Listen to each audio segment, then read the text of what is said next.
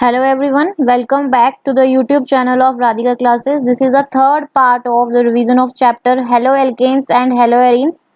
इस चैप्टर में अब आपकी केमिकल प्रॉपर्टीज में लास्ट केमिकल प्रॉपर्टी बची थी जो है आपकी इलेक्ट्रोफिलिक सब्स्टिट्यूशन रिएक्शन, और उसके बाद हमने पढ़नी है स्टीरियोकेमिस्ट्री। ठीक है, तो इलेक्ट्रोफिलिक सब्स्टिट्यूशन रिएक्शन पढ़ लेते हैं पहले कि ये क्या होती है, फिर इसकी कुछ इंपॉर्टेंट चीजें और मैं आपको बता के स्टीरियोकेमिस्ट्री करा के ये खत्म कर देंगे। Electrophilic substitution reaction. ठीक है, अब हमने किस चीज को क्या करना है, सब्स्टिट्यूशन का मतलब होता है रिप्लेस करना। अब हमने किस चीज को रिप्लेस करना है दूसरी चीज से, इलेक्ट्रोफाइल को। इलेक्ट्रोफाइल मतलब पॉजिटिव चार्ज स्पीशीज या जिसके पास इलेक्ट्रॉन की कमी होती है, पॉजिटिवली चार्ज स्पीशीज जिसपे पॉजिटिव चार्ज होगा। अब होता क्या है, कई बार ना कंफ्यूज हो जाते हैं कि नेगेटिव पार्ट को सब्स्टिट्यूट करना है या पॉजिटिव पार्ट को सब्स्टिट्यूट करना है, कैसे पता लगेगा। तो इसके लिए ना आपको एक ट्रिक है, उसमें क्या करना है आपने, अगर आपको बेंजीन रिंग दे रखी है, ठीक है, आप सबको पता है बेंजीन रिंग पे यहाँ पे कार्बन के साथ हाइड्रोजन होते हैं। अगर ये ऐसा कुछ दे रखा है आपको, सपोज ये ऊपर क्या लगा हुआ है, यहाँ पे Cl लगा हुआ है, तो फर्स्ट हम क्योंकि हेलो एल्केन्स के बारे में ही पढ़ रहे हैं, तो ये जो फर्स्ट नंबर पे हमारे पास है यहाँ पे हम हेलोजन ही लगा लेते हैं। और उसके बाद आपको क्या दे रखा है, यहाँ पे हेलोजन। ठीक है, अब आपको यहाँ पे रिएजेंट दे दिया NaOH in the presence of, अब यहाँ पे कुछ नहीं लगा, ठीक है, कुछ नहीं है। फिर दूसरी रिएक्शन आपको दे दी सेम ऐसी, हम बेंजीन रिंग वाली और रिएक्शंस लिखते हैं। अगली रिएक्शन में आपको क्या दे दिया, बेंजीन रिंग है, उसके ऊपर Cl लगा है, साथ में दे दिया NaOH, और यहाँ पे कुछ टेम्परेचर और प्रेशर को मेंशन कर दिया। ठीक है, थर्ड कंडीशन है आपके पास बेंजीन रिंग, ऊपर फिर से हेलोजन लगा है, और साथ में आपको दे दिया CH3Cl, और यहाँ पे कोई लुईस एसिड डाल दिया लाइक FeCl3, डार्क लिख दिया, हीट का साइन डाल दिया। ये जो आपको FeCl3 मैंने लिख के दिया है, ये है लुईस एसिड। ठीक है, ये क्या है, लुईस एसिड। तो फर्स्ट रिएक्शन आपकी ये रही, सेकंड आपके पास ये है, और थर्ड है आपकी ये वाली रिएक्शन। तो आपने इनमें कैसे देखना है कि आप क्या करोगे। तो पहली रिएक्शन, अगर टेम्परेचर प्रेशर कुछ मेंशन नहीं है, बेंजीन रिंग पे कुछ रिएजेंट डल रहा है और टेम्परेचर प्रेशर लुईस एसिड कुछ भी मेंशन नहीं है, तो जस्ट आपने हेलो एल्केन्स में यहाँ पे क्रॉस लगा देना है, this reaction is not possible. अगर कुछ भी टेम्परेचर प्रेशर पॉसिबल है, ठीक है, कुछ भी टेम्परेचर प्रेशर पॉसिबल है, यहाँ पे आपको दे रखा है, तो आप क्या करोगे, नेगेटिव पार्ट को नेगेटिव से सब्स्टिट्यूट कर दोगे। ये नेगेटिव होता है, ये पॉजिटिव है, Cl हेलोजन नेगेटिव, तो ये वाला Cl जो है इस OH से सब्स्टिट्यूट हो जाएगा। जब नेगेटिव पार्ट की सब्स्टिट्यूशन करते हैं तो उसको बोलते हैं न्यूक्लियोफिलिक सब्स्टिट्यूशन रिएक्शन। तो टेम्परेचर प्रेशर जब प्रेजेंट होगा तो आपने क्या करना है, नेगेटिव पार्ट को सब्स्टिट्यूट कर देना है, मतलब जो भी आपका हेलोजन होगा वो नेगेटिव पार्ट से सब्स्टिट्यूट होगा। ये टेम्परेचर प्रेशर बताएगा। जब कुछ नहीं है टेम्परेचर प्रेशर या लुईस एसिड तो कुछ नहीं करना। और जब आपके पास कोई लुईस एसिड ऊपर डला हुआ है, ठीक है, तो लुईस एसिड की प्रेजेंस में क्या करना है वो हम आगे देखते हैं कि क्या होगा लुईस एसिड की प्रेजेंस में। ठीक है, तो अब आपके पास ये रिएक्शन दे रखी है, इस रिएक्शन में जब लुईस एसिड है, यहाँ पे Cl लगा है, ये हमारे पास HH लगे हुए हैं। ठीक है, अब जब आप इसके रेजोनेटिंग, जैसे कि मैंने आपको लास्ट वीडियो में बताया, जब हम इसके रेजोनेटिंग स्ट्रक्चर को बनाते हैं, ये HH लगा हुआ है, और जब हम इसके रेजोनेटिंग स्ट्रक्चर को बनाते हैं, ये जो इलेक्ट्रॉन्स होते हैं वो या तो ऑर्थो पे जाते हैं या पैरा पे जाते हैं। ठीक है, ऑर्थो या पैरा पे, मेटा पे नहीं आते, ये आपने पढ़ा था। तो मतलब ऑर्थो और पैरा डायरेक्टिंग ग्रुप हो गया ये। अब क्या किया हमने यहाँ पे, जब इसके अंदर कोई लुईस एसिड को डाल रहे हैं लाइक CH3, सॉरी यहाँ पे एक बार इसको हटा लेते हैं, पहले लुईस एसिड लिखते हैं। तो सबसे पहले क्या किया, यहाँ पे CH3Cl ये रिएजेंट डाला, methyl chloride in the presence of Lewis acid FeCl3। ठीक है, ये रिएक्शन हो रही है। अब क्या होता है, जब टेम्परेचर प्रेशर है, जैसा कि मैंने आपको पहले बताया, जब टेम्परेचर प्रेशर है तो क्या करना है, नेगेटिव पार्ट को सब्स्टिट्यूट कर देना है, और जब आपके पास टेम्परेचर प्रेशर नहीं है, लुईस एसिड दे रखा है, तो आपने इस रिएक्शन में यहाँ पे नेगेटिव करना है और यहाँ पे पॉजिटिव करना है। पॉजिटिव पार्ट को यहाँ से सब्स्टिट्यूट कर देना है। तो इसमें से पॉजिटिव पार्ट क्या है आपका? हाइड्रोजन। तो आपने हाइड्रोजन को हटाना है, ये क्योंकि पॉजिटिव चार्ज होता है, और इधर से पॉजिटिव पार्ट को इधर सब्स्टिट्यूट कर देना है। कहाँ कहाँ पे सब्स्टिट्यूट करना है? जहाँ पे इलेक्ट्रॉन की डेंसिटी है। कहाँ है इलेक्ट्रॉन की डेंसिटी? तो वो आपको इलेक्ट्रॉन की डेंसिटी कहाँ पे दिख रही है? ये देखो, इलेक्ट्रॉन की डेंसिटी जब आप रेजोनेटिंग स्ट्रक्चर बनाते हो तो वो या तो ऑर्थो पे आती है या वो पैरा पे आती है। तो जब लुईस एसिड डला होता है, लुईस एसिड जब डले होंगे तब आपने क्या करना है? इलेक्ट्रोफाइल बनाना है। ये इलेक्ट्रोफाइल आ गया नेगेटिव, इसका काम ही generation of, it generate electrophile, positive charge बनाता है। तो मैकेनिज्म तो करना नहीं, नेगेटिव पॉजिटिव करोगे, ये हाइड्रोजन पॉजिटिवली चार्ज होते हैं, तो इनमें से आपने ऑर्थो से हटाना है और पैरा से हटाना है हाइड्रोजन, और वहां पे CH3 लगा देना है। तो क्या बन जाएगा रिएक्शन के अंदर? Cl, यहाँ पे CH3 प्लस दूसरा दो प्रोडक्ट बनेंगे Cl और यहाँ पे CH3। तो दो मेजर कौन सा होता है? जो कि क्या होता है? परफेक्ट लैटिस में फिट होता है। तो this one is para one is the major product और this one is the minor product. तो आपने करना क्या है? लुईस एसिड प्रेजेंट है तो आपने पॉजिटिव चार्ज को ऊपर देखना है, कहाँ पे रेजोनेंस की वजह से इलेक्ट्रॉन डेंसिटी आ रही है वहां पे शिफ्ट कर देना है। ठीक है, अब अगला देखते हैं। तो ये रिएक्शन होगी। अब नेक्स्ट रिएक्शन आपको दे रखी है यहाँ पे Cl और साथ में दे दिया CH3COCl और साथ में फिर से आपको यहाँ पे एक लुईस एसिड डाल के दे दिया एनहाइड्रस AlCl3। ठीक है, कोई भी डाल के दे दें। लास्ट वाली रिएक्शन में FeCl3 था, वैसे NCERT में वहां पे भी CH3Cl में भी एनहाइड्रस AlCl3 डाल रखा है। सो एनी लुईस एसिड, हम कोई भी लुईस एसिड डाल सकते हैं। Lewis acid is a acid which is electron deficient, जिसके पास इलेक्ट्रॉन की कमी होती है वो होता है। तो आपने क्या करना है? लुईस एसिड आ गया, लुईस एसिड को देखते ही यहाँ पे क्या करोगे? नेगेटिव पॉजिटिव के साइन लगाओगे, नेगेटिव पॉजिटिव, ये पूरा पॉजिटिव पार्ट अब इधर शिफ्ट हो जाएगा। ठीक है, करना कैसे होता है? यहाँ पे ना गलती कर देते हैं कई बारी, तो कैसे शिफ्ट करना है? इसने क्या किया? इलेक्ट्रोफाइल को जनरेट किया और जैसे इलेक्ट्रोफाइल जनरेट हुआ, ये लुईस एसिड है, इसने इलेक्ट्रोफाइल को जनरेट किया, इलेक्ट्रोफाइल जनरेट हुआ। अब ये वाला पॉजिटिव पार्ट यहाँ से हाइड्रोजन हटाएगा और लग जाएगा। कैसे लगेगा? ऊपर Cl इस वाली जगह पे या इस वाली जगह पे। कैसे लगाना है? यहाँ से बॉन्ड टूटेगी, यहाँ से लगेगा C double bond O CH3। तो ऐसे ही लगाना है, एक बार ऑर्थो पे और दूसरी बार कहाँ लगा देना है?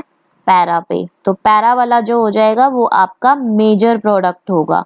ये वाला मेजर है और ये वाला क्या है? आपका माइनर है। ठीक है, क्लियर है? अब नेक्स्ट रिएक्शन आपको दे दी। अच्छा, जो ये वाली रिएक्शन होती है दोनों नेम रिएक्शन से जानी जाती है। जब हम ये डाल रहे हैं तो इसको बोलते हैं फ्रीडल-क्राफ्ट एल्काइलेशन। तो आपके पेपर में आ सकती है फ्रीडल-क्राफ्ट एल्काइलेशन।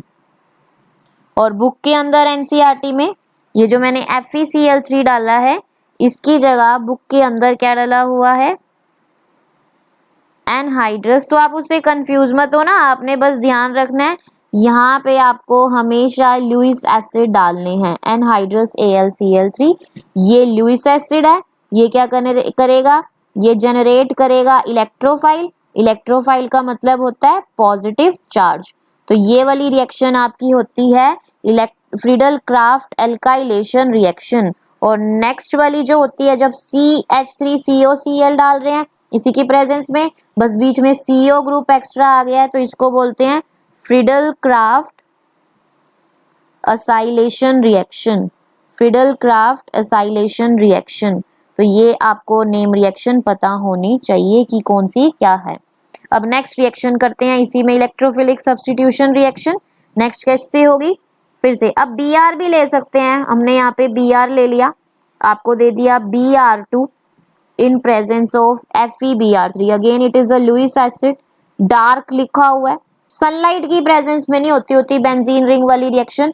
तो अभी एक मैं आपको क्वेश्चन कराऊंगी सनलाइट। क्वेश्चंस की प्रैक्टिस हम नेक्स्ट वीडियो में करेंगे कि किस टाइप के क्वेश्चन आ सकते हैं, ठीक है। अभी सिर्फ कंसेप्ट समझ लेते हैं। तो ये क्या करेगा, ये एक लुईस एसिड है। लुईस एसिड जनरेट करता है इलेक्ट्रोफाइल। तो इलेक्ट्रोफाइल को कैसे जनरेट कराना है, तो रिएक्शन लिखोगे Br Br, ठीक है। फिर लुईस एसिड हमने डाला हुआ है FeBr3, तो एक के ऊपर नेगेटिव चार्ज, दूसरे के ऊपर पॉजिटिव, तो यहाँ पे Br लग जाएगा, यहाँ पे Br, और यहाँ का जो H आएगा बाहर वो दूसरे Br के साथ कंबाइन हो जाएगा। तो क्या बनेगा, Br, एक Br यहाँ और एक Br यहाँ, ठीक है। तो इस तरह से आपने रिएक्शंस को करना है। This one is major, this one is minor. Clear है, लुईस एसिड की प्रेजेंस में होती हैं। अच्छा, अब कुछ ऑक्सो एसिड्स भी आते हैं हमारे पास, ठीक है। ऑक्सो एसिड्स या एसिड भी बोल सकते हो आप, सिंपल HNO3 ऑक्सीजन है और H प्लस है, तो ऑक्सो एसिड, सल्फ्यूरिक एसिड, इनके साथ भी इलेक्ट्रोफिलिक सब्स्टिट्यूशन रिएक्शन होती है। First one is your nitric acid, second one is your sulphuric acid. This is nitric acid, ये क्या करेगा, and this is your sulphuric acid. तो जब कभी भी ये बेंजीन रिंग के साथ रिएक्ट करते हैं ऑक्सो एसिड्स आ जाते हैं। This one is oxygen, this is acid, H plus gives acid. तो जहाँ पे ऐसे एसिड जहाँ पे ऑक्सीजन और H प्लस इकट्ठे होते हैं तो उनको ऑक्सो एसिड्स बोला जाता है। और जब ये बेंजीन रिंग के साथ रिएक्ट करते हैं always there is a removal of water, वहां से रिमूवल होगा वाटर का। तो वो किस तरह से वाटर का रिमूवल करना है वो हम देखेंगे। तो आपको रिएक्शन दे दी बेंजीन रिंग, बेंजीन रिंग पे लगा है Cl, Cl के लगते ही आपको हैलोजन के लगते ही पता लग गई ये वाली साइड एक्टिव हो चुकी है, ये वाली साइड एक्टिव हो चुकी है, ये वाली साइड एक्टिव हो चुकी है, मेटा नहीं हो रही है। अब आपको दे दिया इसमें डालना है HNO3, HNO3 किसकी प्रेजेंस में डाला है, H2SO4 की प्रेजेंस में। ये इलेक्ट्रोफाइल जनरेट करने में हेल्प करेगा, इसका इलेक्ट्रोफाइल जनरेट होगा। तो +1 के अंदर मैकेनिज्म था, हमने मैकेनिज्म नहीं पढ़ना, हम डायरेक्ट देखेंगे कि आपको ये ध्यान रखना है ऑक्सो एसिड में वाटर का रिमूवल होता है। और वाटर का रिमूवल करना कैसे, अभी ध्यान रखना कि किस तरह से होगा। तो एक H यहाँ से निकलेगा, एक H यहाँ से निकलेगा और O यहाँ से निकलेगा, H H और O, H H और O, क्या बार हो गया H2O। क्या बचेगा बेंजीन रिंग के, बेंजीन रिंग तो एज इट इज Cl ऊपर है ही। अब एक H जो यहाँ से निकाला, एक H यहाँ से और O, क्या बच गया NO2, वो कहाँ लग जाएगा, इधर आके लग जाएगा। और एक और जगह कहाँ पे लगता है, पैरा पे। तो दो प्रोडक्ट बनते हैं, एक ऑर्थो पे एक पैरा पे, क्योंकि यहाँ पे भी इलेक्ट्रॉन आ रहे हैं और पैरा पे भी आ रहे हैं, तो दो चांसेस होते हैं इनके, दो प्रोडक्ट बनते हैं। ये मेजर बनेगा, ये माइनर बनेगा, ठीक है। तो ये ध्यान रखना है। सिमिलरली अगर हम रिएक्शन करें, यहाँ पे बेंजीन रिंग दे रखी है, बेंजीन रिंग के ऊपर हेलोजन लगा है Cl, H2SO4 डायरेक्ट रिएक्ट कर रहा है। अगेन इट इज ये एसिड, क्योंकि सल्फ्यूरिक एसिड स्ट्रॉन्ग एसिड होता है, ये खुद ही क्या करेगा, इलेक्ट्रोफाइल जनरेट कर सकता है। तो अभी क्या करना है आपने, यहाँ से सिंपल वही जब ऑक्सो एसिड देंगे एक ही बात ध्यान रखनी है, रिमूवल ऑफ वाटर। और वो कहाँ से, ऑर्थो और पैरा से। एक H यहाँ से, एक H यहाँ से और O यहाँ से, क्या बचेगा S, एक O चला गया 3 और एक H बचा हुआ है H। तो ऑर्थो पे और पैरा पे SO3H लगा देने हैं, ठीक है। तो Cl ऊपर है ही, SO3H और एक यहाँ पे लग जाएगा बेंजीन रिंग पे SO3H, ठीक है। तो ये दो मेजर माइनर, ये थी आपकी सल्फ्यूरिक एसिड बेंजीन रिंग की सारी इलेक्ट्रोफिलिक सब्स्टिट्यूशन रिएक्शन कि किस तरह से करनी है। जब कभी भी आपको ऑक्सो एसिड्स दिए हुए हैं तो आपने वाटर का रिमूवल करना है। एक H यहाँ से ही निकलेगा, चाहे यहाँ से निकालो चाहे यहाँ से निकालो, एक H यहाँ से लेना है और O H2O NO2 बच जाएगा, ठीक है।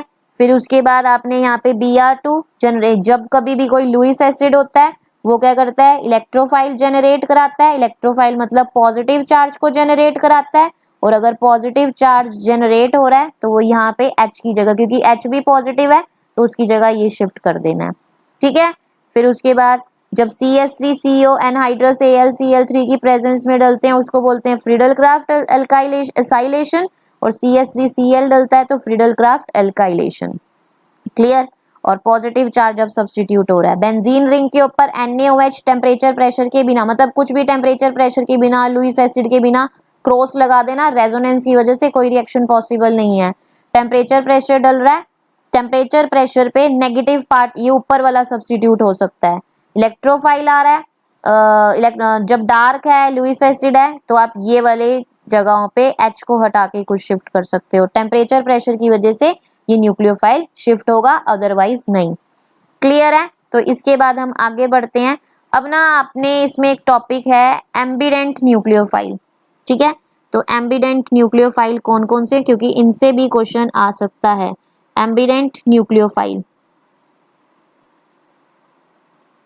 ठीक है, a nucleophile which can attack from both side, ऐसे न्यूक्लियोफाइल जो दोनों साइड से अटैक कर सकते हैं। A nucleophile which can attack from both side, जो दोनों साइड से अटैक दिखा सकते हैं। फॉर एग्जाम्पल CN, CN एक न्यूक्लियोफाइल है जो दोनों साइड से अटैक दिखा सकता है, C से भी N से भी। NO2 ये दूसरा न्यूक्लियोफाइल है जो N से भी अटैक दिखा सकता है और O से भी अटैक दिखा सकता है। क्लियर है? अब ना आपको करना क्या होता है कि कौन सी साइड से अटैक दिखाएगा, हम वो कैसे करें। तो इसके लिए ना आपको एक ट्रिक ध्यान रखनी है कि कैसे आपको पता लगेगा। जब सबसे पहले जब आप न्यूक्लियोफाइल है C से बनाने, जैसे आपको रिएक्शन दे दी CH3Cl और साथ में दे दिया KCN और आपको कहा रिएक्शन करो, तो सब क्या करते हैं, यहाँ से नेगेटिव साइन लगाना है, यहाँ पे पॉजिटिव साइन लगाना है, यहाँ नेगेटिव लगाना है, यहाँ पॉजिटिव लगाना है। फिर उसके बाद क्या कर देना है, नेगेटिव नेगेटिव को हमेशा जब कुछ नहीं लगा होता ना सिंपल रिएक्शन में नेगेटिव मतलब सब्स्टिट्यूशन कर दिया करो, नेगेटिव पॉजिटिव। तो कैसे करते हैं, यहाँ से पॉजिटिव लो, यहाँ से नेगेटिव, एक का पॉजिटिव दूसरे का नेगेटिव बार कर दो, क्या बार हो जाएगा, KCl, ये CN इधर लग जाएगा CH3CN। ठीक है, अब सेम रिएक्शन जब CH3Cl के साथ आती है और यहाँ पे AgCN लगा होता है ना, तो यहाँ पे क्या बनता है और ये पेपर के अंदर आ सकती है। तो फिर क्या करोगे, AgCl को बाहर करोगे, बट अब क्या ध्यान रखना होता है, यहाँ पे बनता है CH3, उल्टा लगता है क्योंकि ये एम्बिडेंट है, एम्बिडेंट दोनों साइड से अटैक कर सकता है, तो यहाँ पे बनता है NC। तो आप तो कंफ्यूज हो जाओगे कि CN लगाना है या NC लगाना है, हमें कैसे पता लगेगा।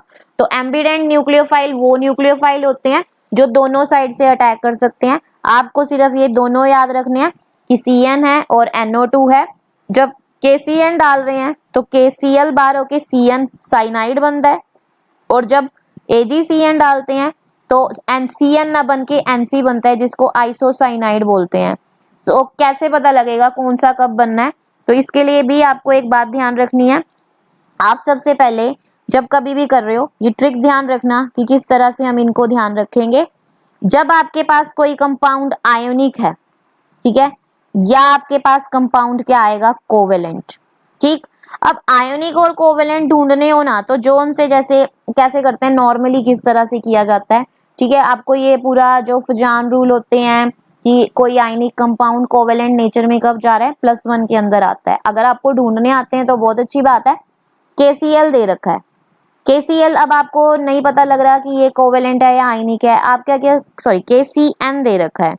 ठीक है, तो अब आप इसको KCN बना लेते हैं। पहले ये KCN है आपके पास, तो अभी रिएक्शन करते हैं कि कैसे हमें पता लगेगा KCN। आप इनके एटॉमिक नंबर लिख लिया करो, 19, 6, 7। तो अगर ऑलमोस्ट ये 1 to 20 की रेंज में है, अगर इनकी रेंज सेम है, ठीक है, तो ये होते हैं आयनिक।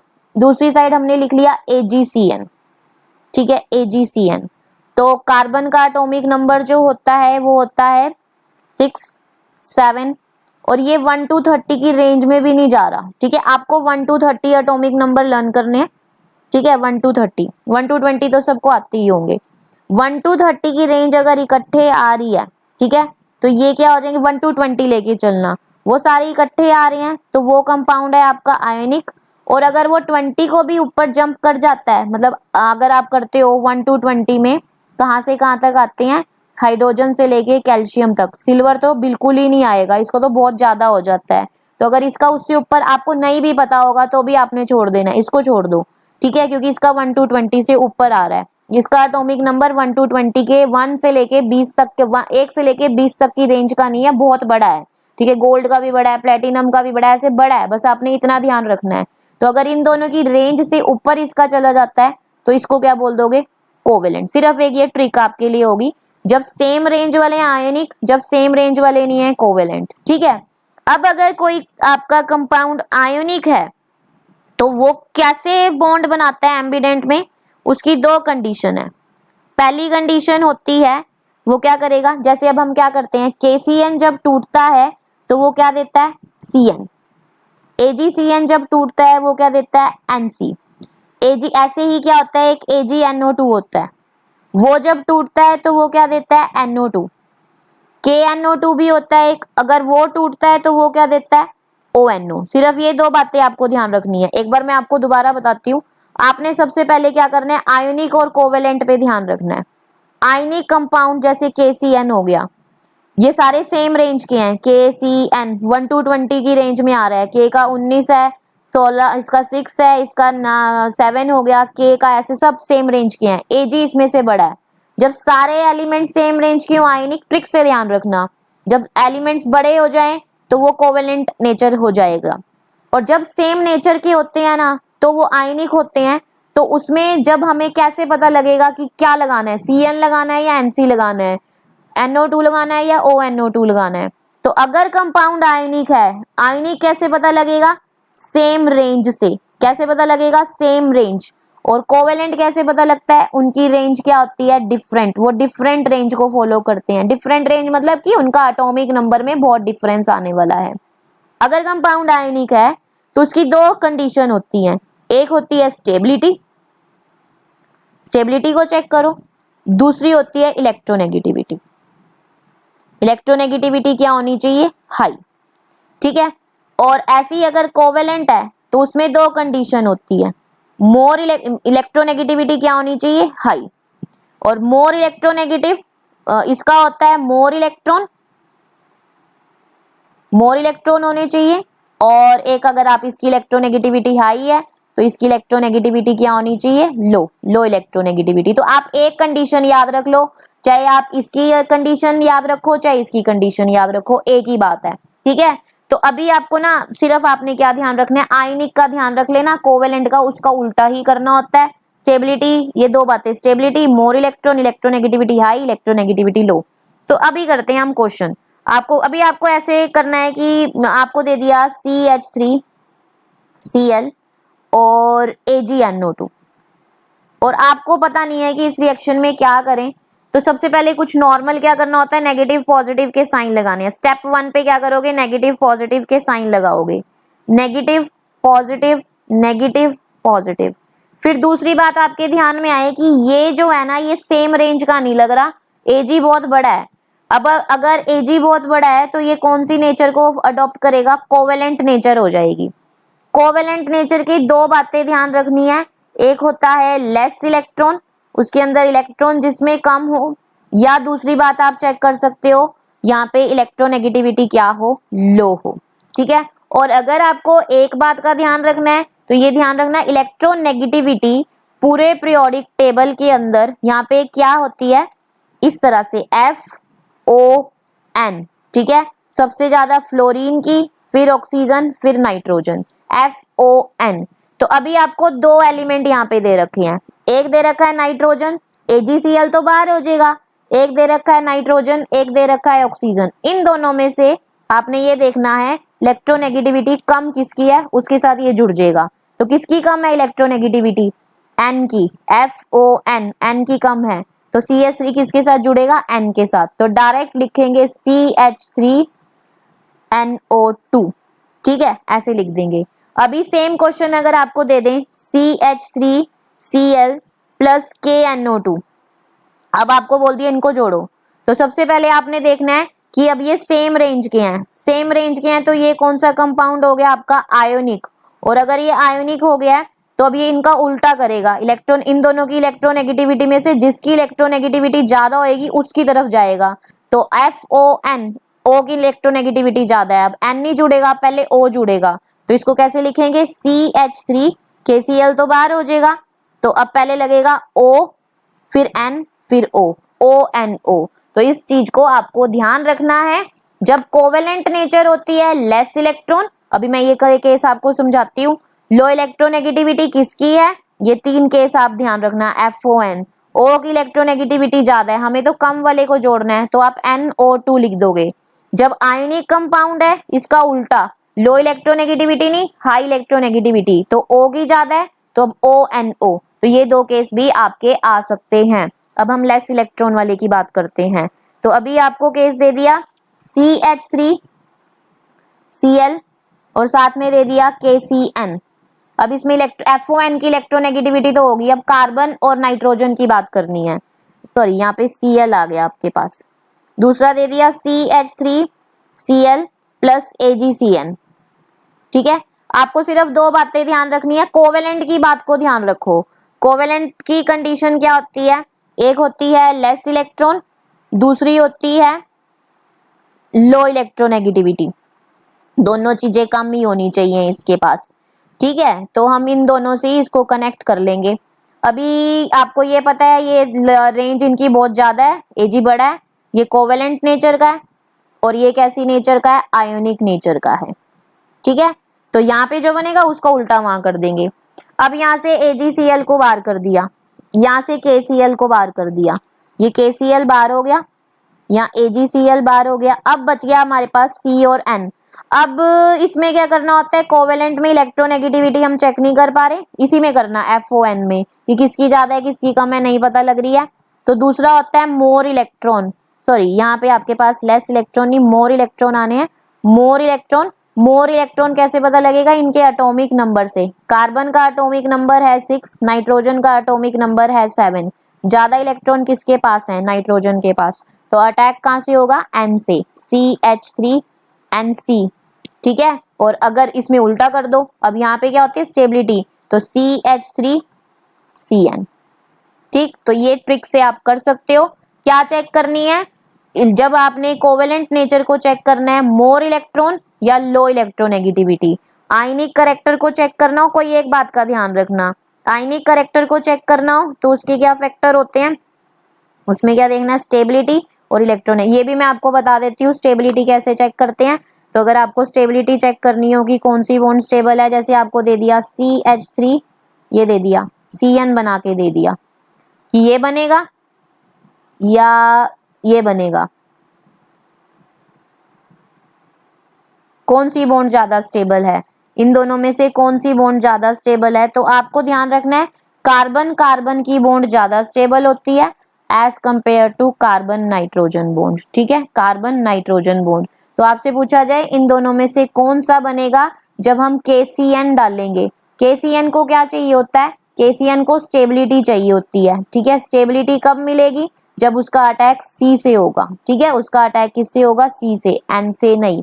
बट फिर भी आपको अगर ट्रिक की फॉर्म में ध्यान रखना है तो इतनी सी बात का ध्यान रखना, सबसे पहले कोवेलेंट नेचर को ढूंढो, कोवेलेंट नेचर में मोर इलेक्ट्रॉन, लो इलेक्ट्रोनेगेटिविटी। इलेक्ट्रोनेगेटिविटी FON में चेक कर लो। अब हमें कार्बन और नाइट्रोजन में चेक करना है, तो इलेक्ट्रोनेगेटिविटी FON के बजाय नहीं हो रही है चेक, तो इलेक्ट्रॉन चेक कर लो, किसके इलेक्ट्रॉन ज्यादा, N, तो ये N से अटैक दे देगा, KCN में इसका उल्टा हो जाएगा। तो आपको 4 जो ये हैं याद रखने हैं, कौन कौन से, AgCN क्या देता है, KC, सबसे पहले KCN, नॉर्मली ये CN देता है आयनिक कंपाउंड में, बट अगर ये कोवेलेंट हो गया तो NC देगा। ये स्टेबिलिटी की वजह से है, ये मोर इलेक्ट्रॉन की वजह से दे रहा है। फिर उसके बाद अगर आपके पास KAgNO2 है, जो नॉर्मली KN आयनिक होना चाहिए, ये देता है ONO due to high electronegativity, high electronegativity, electronegativity इसकी ज्यादा है।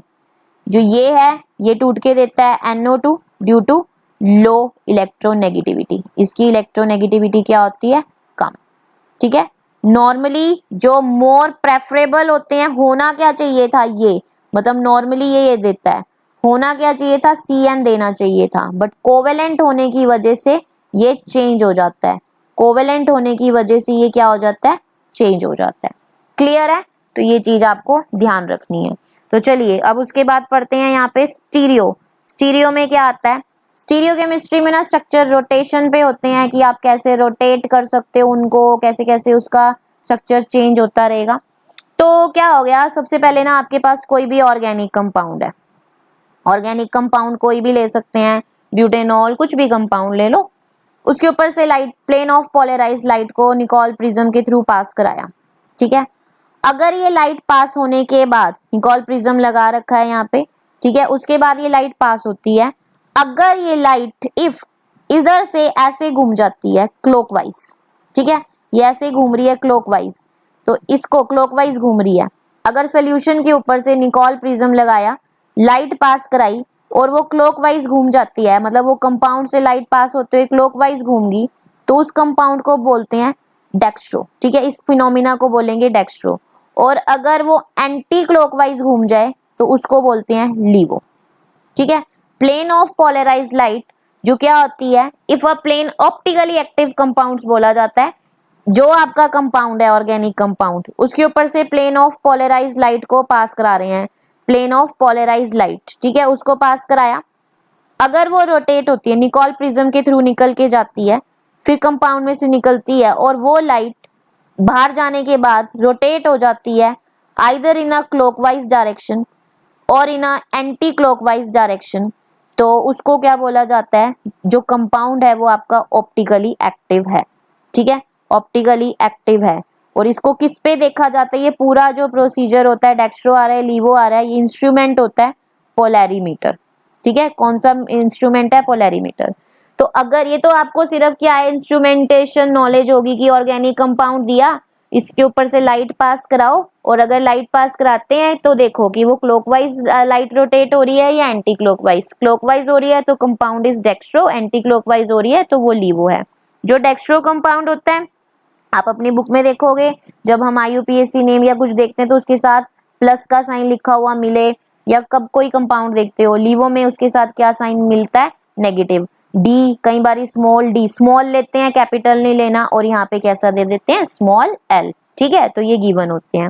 तो ये ऑप्टिकली एक्टिव कंपाउंड्स होते हैं। Plane of, if a plane of polarized light pass through a organic compound and the light moves either in a clockwise direction or in an anti-clockwise direction, the compound is optically active and it can be measured through an instrument known as polarimeter. ठीक है, तो अब आपने इसके बाद क्या पढ़ना है, अगर देखो अभी सिंपल सी एक बात का ध्यान रखना है आपको, इधर क्या पढ़ते हैं, स्टीरियोकेमिस्ट्री में सबसे पहले ऑप्टिकली एक्टिव कंपाउंड्स होते कौन से हैं। ठीक है, ऑप्टिकली एक्टिव कंपाउंड्स होते कौन से हैं, तो सबसे पहले क्या करना है आपने ना, यहाँ पे एक कंपाउंड देते हैं, सिंपल सा एक कंपाउंड है आपके पास, ब्यूटेन 2-ऑल।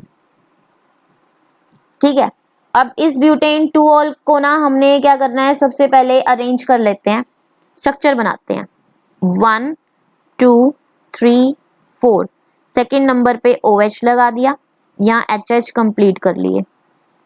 ठीक है, अभी हमने इसको टेट्राहेड, क्योंकि जब सिंगल सिंगल बॉन्ड होती है कार्बन की तो ये sp3 हाइब्रिडाइज होता है, और अगर ये sp3 हाइब्रिडाइज है ना, तो ये जो जहाँ पे फंक्शनल ग्रुप लगा हुआ है उस वाले कार्बन को 4 पार्ट में डिवाइड कर दो ऐसे। ठीक है, ऐसे इस तरह से आपने डिवाइड कर दिया, ये कार्बन के ऊपर लगा H, यहाँ पे लगा है OH। ठीक है, अब ये 3 H लगे हैं, ये पूरा CH3 हो जाएगा, ये यहाँ लगा दो, ये C2H5 हो जाएगा पूरा, ये इधर लगा दो। इस तरह से आपने स्ट्रक्चर को बना दिया। ठीक है, इस तरह से स्ट्रक्चर को आपने बना देना है। अब आप ध्यान दे रहे हो, इस स्ट्रक्चर के अंदर आपको क्या दिख रहा है, जो कार्बन सेंटर के ऊपर पड़ा हुआ है, जो कार्बन आपका सेंटर के ऊपर पड़ा है, उसकी सारी की सारी बॉन्ड्स अलग अलग हैं, सारी की सारी बॉन्ड्स एक जगह H, CH3, OH, C2H5, इस तरह से सारी बॉन्ड्स अलग हैं। तब जब वो वाला कार्बन सेंटर वाला जिसकी सारी बॉन्ड्स अलग अलग हों, इसको बोलते हैं असिमेट्रिक कार्बन। इसको क्या बोलते हैं, असिमेट्रिक कार्बन। ठीक है, और इसका जो ये सेंटर होता है यहाँ पे, ये जो होता है इसको क्या बोलते हैं, ये वाला ही कार्बन, इसको एक और नाम दिया जाता है स्टीरियो सेंटर। क्या नाम दिया जाता है, स्टीरियो सेंटर। तो आपने हमेशा स्ट्रक्चर बना के देखने हैं, और जब आप स्ट्रक्चर बनाते हो और स्ट्रक्चर बनाने पे आपका ऑर्गेनिक कंपाउंड जहाँ पे फंक्शनल ग्रुप लगा हुआ है वो वाला फंक्शनल ग्रुप ऐसे आपने अरेंज किया और इस तरह से सारी की सारी बॉन्ड्स अलग आ गई आपके पास, तो ये कार्बन आपका हो जाएगा असिमेट्रिक सेंटर, असिमेट्रिक कार्बन और स्टीरियो सेंटर। क्लियर है? तो जब कभी भी किसी आपका कोई कंपाउंड हो और आप उसके ऊपर से plane of polarize light pass करा रहे हो, plane of polarize light pass कराने पे वो आपका कंपाउंड क्या हो जाता है, अगर आपका क्लॉकवाइज घूम रहा है या एंटी क्लॉकवाइज घूम रहा है वो कंपाउंड, ठीक है, अगर क्लॉकवाइज घूम रहा है या एंटी क्लॉकवाइज घूम रहा है तो वो ऑप्टिकली एक्टिव है, ठीक है, वो ऑप्टिकली आइसोमर्स दिखाएगा। फिर ये उसके बाद हमने पढ़ी उसकी सिमेट्री। सिमेट्री में क्या पढ़ा कि अगर कार्बन ऑर्गेनिक कंपाउंड की सारी बॉन्ड्स अलग हैं तो उसको क्या बोला जाता है, असिमेट्रिक। ठीक, उसके बाद आगे देखो अभी क्या होगा, जैसे हम ना सिंपल स्टार्ट करते हैं, आपके पास एक अल्फाबेट है ए, आपने उसके सामने क्या रख दिया, इस ए को अभी एक बार थोड़ा सा सही करके बनाते हैं। आपके पास है ए,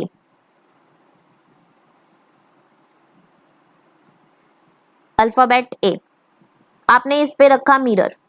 मिरर के सामने जब ए दिखेगा, क्योंकि जो मिरर होता है ना वो लेटरल इन्वर्जन दिखाता है। लेटरल इन्वर्जन का मतलब होता है लेफ्ट वाले को राइट, राइट वाले को लेफ्ट, ठीक है। तो यहाँ पे तो ये ऐसे का ऐसे ही वापस, मतलब बराबर साइज का वैसे का वैसे ही वापस आ जाएगा, ठीक है। अब क्या किया, इस वाली इमेज को उठाया, इस वाली इमेज को उठाया और एक रखा पहले ये ए, ये वाला है, इसके ऊपर इसको रखा है, ज़ूम कर रहे हैं तो ये इसको बिल्कुल क्या कर देगा, छुपा देगा, ठीक है। जब एक दूसरे वाले से बिल्कुल हाइड हो जाता है उसको बोलते हैं सुपर इम्पॉसिबल, ठीक है, उसको क्या बोलते हैं, सुपर इम्पॉसिबल मिरर इमेज, ठीक है। अब हमने क्या किया, एक तरफ लिया बी, मिरर इमेज, मिरर बनाया और जब देखा बी ऐसे हो गया, ठीक है, सेम साइज पे बड़े हो रहे हैं, थोड़े से बराबर के लेने हैं तो वैसे का वैसे बस वो हो गया। अब हमने इनको क्या किया, इसको लिया पहले बी, फिर दूसरे वाला बी लिया तो ये ऐसे हो जाएगा, उल्टा हो जाएगा, ठीक है। तो जब वो एक दूसरे को ढक देता है पूरा, ठीक है, उसके पीछे वो छुप जाता है, उसको बोलते हैं सुपर इम्पॉसिबल। और अगर वो नहीं हो रहा, ठीक है, नहीं छुप पा रहे तो उनको बोलते हैं नॉन सुपर इम्पॉसिबल इमेज, ठीक है, नॉन सुपर इम्पॉसिबल, ठीक है। तो ये तो हमने किससे सीख लिया, सिंपल एक बात से सीख लिया, अल्फाबेट लिए। अब हम बात करते हैं ऑर्गेनिक कंपाउंड्स की। तो ऑर्गेनिक कंपाउंड्स में एक एग्जांपल लेते हैं, यहाँ पे आप इधर ही एक एग्जांपल लेंगे, CH, ये इधर से मैंने ले लिया OH, H, CH3, C2H5, ठीक है। अब इसके सामने क्या रखा, मिरर रखा। मिरर रखने के बाद अब क्या किया, H ऊपर का ऊपर, ये पीछे है, इसको भी ऐसे ही रहने देते हैं। अब जो ये लेफ्ट राइट वाला है ये इधर आ जाएगा, ये इधर चला जाएगा, C2H5 और इधर आ जाएगा CH3, ठीक है। अब क्या किया, इस वाले स्ट्रक्चर को उठाया और इसके ऊपर रख दिया तो कैसा दिखेगा, ध्यान से देखना, CH, CH3, OH, C2H5। अब दूसरे वाले स्ट्रक्चर को उठाते हैं, इस वाले स्ट्रक्चर को इसके ऊपर रखते हैं तो अभी क्या होगा, क्या सेम होंगे, यहाँ आएगा कार्बन, ऊपर आएगा हाइड्रोजन, इधर आएगा C2H5, इधर आएगा हमारे पास CH3। तो ये दोनों तो सेम हो नहीं पाए, तो जब ये सेम नहीं हो पाते इसको क्या बोलते हैं, सुपर इम्पॉसिबल मिरर इमेज, ठीक है, सुपर इम्पॉसिबल।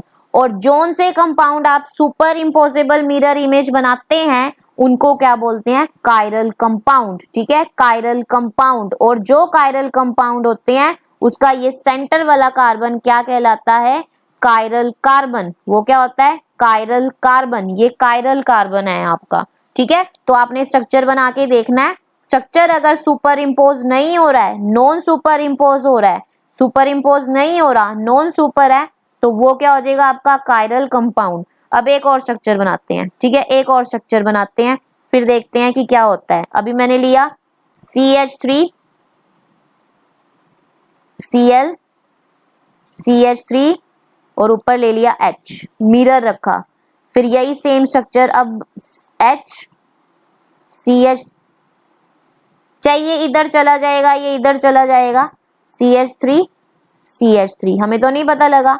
अब हमने क्या किया, इसको सुपर इम्पोज, मतलब एक दूसरे से ज्वाइन कराया। पहले वाला स्ट्रक्चर लेते हैं, H, CH3,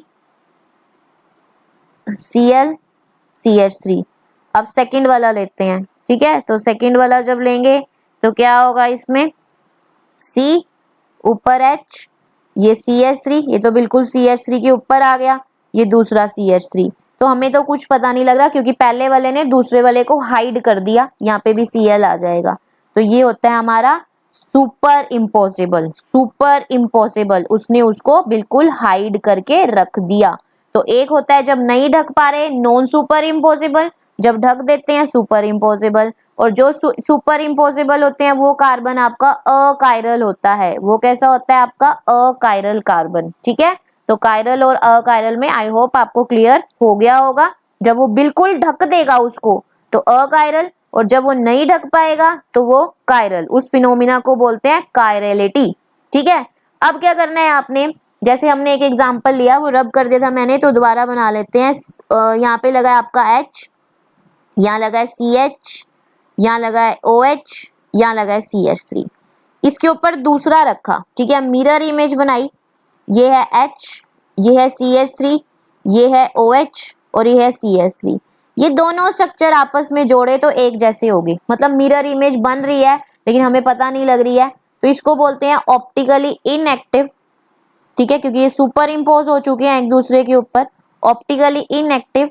और ये दोनों जब सुपर इम्पोज हो जाते हैं, एक जैसे हो जाते हैं, कुछ फर्क नहीं लग रहा है, तो इनको बोलते हैं डायस्टीरियोमर्स, ठीक है, which do not form a mirror image. तो मिरर इमेज बनने के बाद भी एक जैसे हैं तो उनको क्या बोला जाता है, डायस्टीरियोमर्स। जो ऑप्टिकली इनएक्टिव, मिरर के सामने जिनमें कुछ ज्यादा फर्क नहीं लग रहा है, ऑप्टिकली इनएक्टिव। अब क्या किया उसके बाद, इसमें ऑप्टिकली इनएक्टिव करने के बाद अब यहाँ पे रखते हैं इस साइड पे, और इस साइड पे हम चेंज कर लेते हैं। अभी इसी कंपाउंड में चेंज करते हैं, और इधर रख लिया हमने CH3, इधर रख लिया C2H5। मिरर के सामने जाते ही C2H5 इधर, OH तो इधर था ही CH3। और जब इन दोनों को जोड़ेंगे तो ये सुपर इम्पोज नहीं हो पाएंगे क्योंकि CH2 इधर आ गया है और ये इधर हो चुका है, तो इनको नॉन सुपर इम्पॉसिबल बोलेंगे। ये हो जाएंगे हमारे ऑप्टिकली एक्टिव।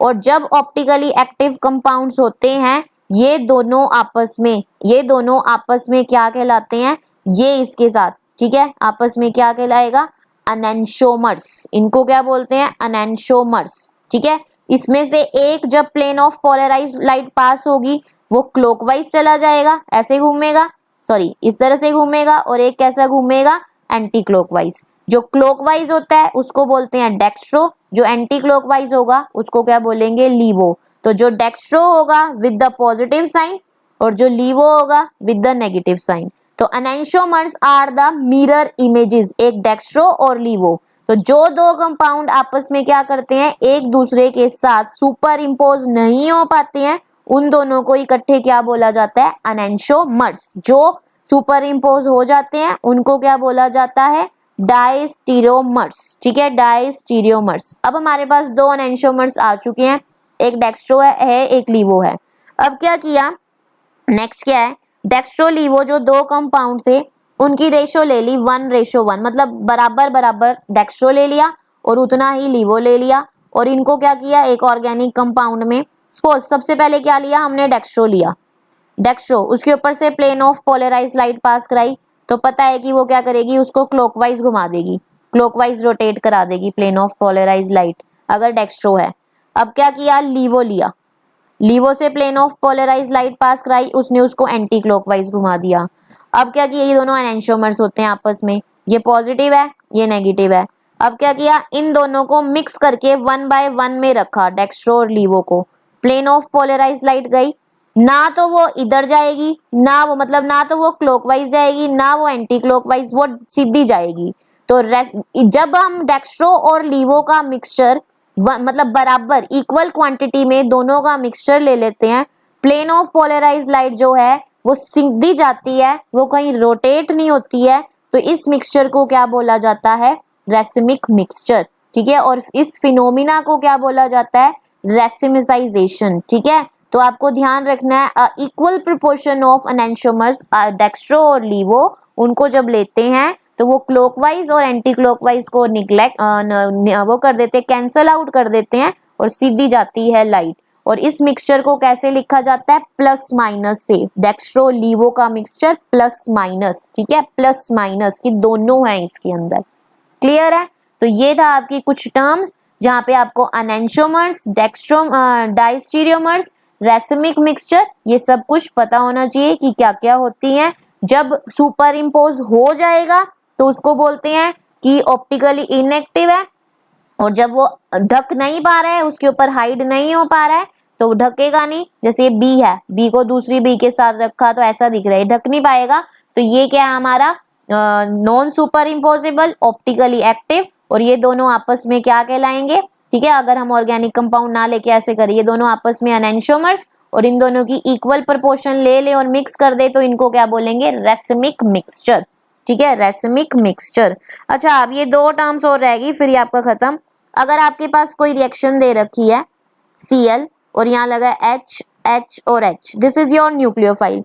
अब हमने रिएक्शन करी, ये रिएक्शन हुई हमारी, यहाँ आ गया दूसरा न्यूक्लियोफाइल, Cl बाहर हो गया, और यहाँ पे रिएजेंट की वजह से कोई भी रिएजेंट डाल देंगे कि न्यूक्लियोफाइल Cl बाहर हो रहा है और उसकी जगह OH को ऐड करा रहे हैं।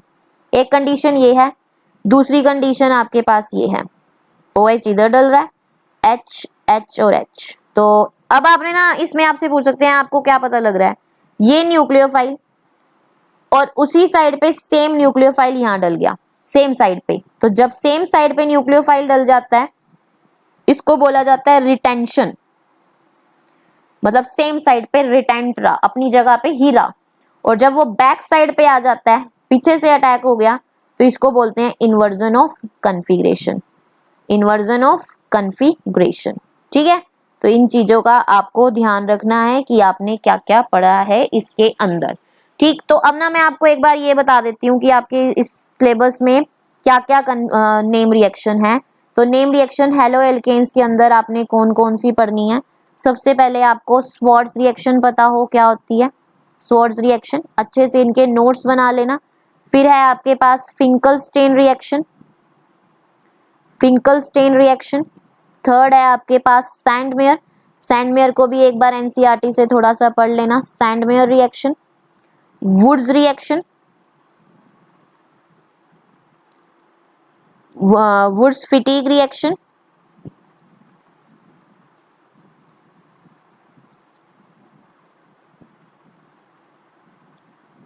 फिटीग रिएक्शन, और जो आज हमने दो करी Friedel Crafts alkylation, next is Friedel Crafts acylation. ये आपकी नेम रिएक्शन है, ठीक है, जिनके बारे में आपको अच्छे से सब कुछ पता हो। आप अलग अलग से इनके नोट्स बना सकते हो, जब आपका नेक्स्ट चैप्टर हो जाए ये नेम रिएक्शन करनी है, ठीक है। फिर उसके बाद आपने इस चैप्टर में IUPAC नेम तो आपको पता ही हो। फिर केमिकल प्रॉपर्टीज को रीड करना। सबसे पहले आपको reaction with metal, reaction with metal के अंदर जब करते हो ग्रिग्नार्ड रिएजेंट, और ये रिएक्शन विद मेटल की प्रॉपर्टीज हैं, ये पढ़ लेना, नेम रिएक्शन पता लग जाएगा। एलिमिनेशन रिएक्शन, एलिमिनेशन रिएक्शन किसमें होती है, सेटजेफ रूल आपने पढ़ना है। फिर आपको क्या पता हो इसके अंदर SN रिएक्शन न्यूक्लियोफिलिक, जो कि दो होती हैं, SN1 और SN2, भीड़ होनी चाहिए नहीं होनी चाहिए वो बताया था। फिर है आपके पास इलेक्ट्रोफिलिक, जो आज करा, इलेक्ट्रोफिलिक सब्स्टिट्यूशन रिएक्शन, ठीक है, जहां पे आपने लुइस एसिड की प्रेजेंस में क्या करने हैं, इलेक्ट्रोफाइल जनरेट कराने हैं। ऑक्सो एसिड्स में कैसे करेंगे, तो ये भी हम सारा कंप्लीट कर चुके हैं। फिर इसके बाद आपको इनकी फिजिकल प्रॉपर्टी पता होनी चाहिए। बॉइलिंग पॉइंट कैसे वेरी करता है, सरफेस एरिया का फिनोमिना है। मेल्टिंग पॉइंट भी आपको पता लग जाए, और उसके बाद आपको इसमें सॉल्युबिलिटी विद, इससे रिलेटेड कि सॉल्युबल नहीं होते हैं, सॉल्युबिलिटी विद वाटर, ये सब कुछ आपने रीड करना है कि ये पानी के अंदर ज्यादा सॉल्युबल नहीं होते, ब्रांच बढ़ जाती है तो बॉइलिंग पॉइंट कम हो जाता है। मेल्टिंग पॉइंट सिमेट्री कहता है, जो कि पैरा में सबसे ज्यादा होती है। पैरा तो क्रिस्टलाइन लेटिस की वजह से सबसे मेजर प्रोडक्ट होता है, तो ये आप पढ़ोगे। फिर इसके बाद इसके अंदर आपने इनकी प्रिपरेशन को थोड़ा सा करना है कि इसकी प्रिपरेशन किस तरह से होती है, प्रिपरेशन में कौन सी SOCl2 वाली प्रिपरेशन कौन सी बेस्ट है, preparation of halo alkanes and halo arenes, जहाँ से आपके पास 1% चांस है कि क्वेश्चन आ सकता है, इनसे आने के चांसेस बहुत कम है। Halo alkanes and halo arenes की प्रिपरेशन से, ठीक है। सबसे ज्यादा क्वेश्चन जो अभी मैं आपको इसमें बताती हूँ कि सबसे ज्यादा किससे पूछे जाएंगे, ठीक है। तो इसके बाद आपको स्टीरियो थोड़ी बहुत नॉलेज होनी चाहिए, जो अभी हमने करी स्टीरियो। तो इस चैप्टर को आपने इधर से ऐसे ही पढ़ना है। सबसे पहले आप सारी नेम रिएक्शन को अच्छे से पढ़ लेना, ठीक है। भूलनी नहीं चाहिए कि नेम रिएक्शन में है क्या। 5 पार्ट्स बना दिए, 8 की 8 नेम रिएक्शन लर्न कर लेना। रिएक्शन विद मेटल जो है आपकी नेम रिएक्शन में ही आ जाएगी, प्लस आपने ग्रिग्नाट रिएजेंट को भी पढ़ लेना है, उसमें क्या लिखा है, उसमें क्या फिनोमी है। एलिमिनेशन रिएक्शन, बीटा एलिमिनेशन में आपको सेट जेफ रूल पता हो, इसको तो रट लेना कि किस तरह से SN1 और SN2 लगाना है। इलेक्ट्रोफिलिक सब्स्टिट्यूशन रिएक्शन भी आपको पता होना चाहिए और वो बहुत इजी है, ठीक है। बॉइलिंग पॉइंट का कुछ भी आ सकता है क्वेश्चन MCQ फॉर्म में कि किसका बॉइलिंग पॉइंट ज्यादा है किसका कम है। सॉलिबिलिटी तो आपको बता ही दिया कि कम होती है, मेल्टिंग पॉइंट किसका ज्यादा है। ये सरफेस फिनोमिना है और ये आपका क्या है, सिमिट्री फिनोमिना है, यहाँ सिमिट्री होनी चाहिए, ठीक। So this completes your chapter, ठीक है। अभी नेक्स्ट लेक्चर में हम कुछ, मैं आपको यहाँ पे असर्शन रीजनिंग कैसे करते हैं, असर्शन रीजनिंग करने के लिए ना आपको एनसीईआरटी की रीडिंग करनी है, क्योंकि एनसीईआरटी से ही क्वेश्चन आएगा। तो एनसीईआरटी की रीडिंग कर लो अच्छे से पूरा उसको, फिर हो जाएगी। कुछ हम नेक्स्ट क्लास में इसकी असर्शन रीजनिंग करेंगे, एमसीक्यू प्रैक्टिस कराऊंगी और केस स्टडी के क्वेश्चन अगर हो सकेगा पॉसिबल तो वो भी करेंगे। और उससे पहले आप अपना ये जितना भी चैप्टर है अच्छे से पढ़ लें। If you have any doubts तो आप कमेंट सेक्शन में पूछ सकते हैं अच्छे से उस पर। आई होप आपको सब समझ आ गया होगा, वीडियो अच्छी लगी होगी। Okay, thank you.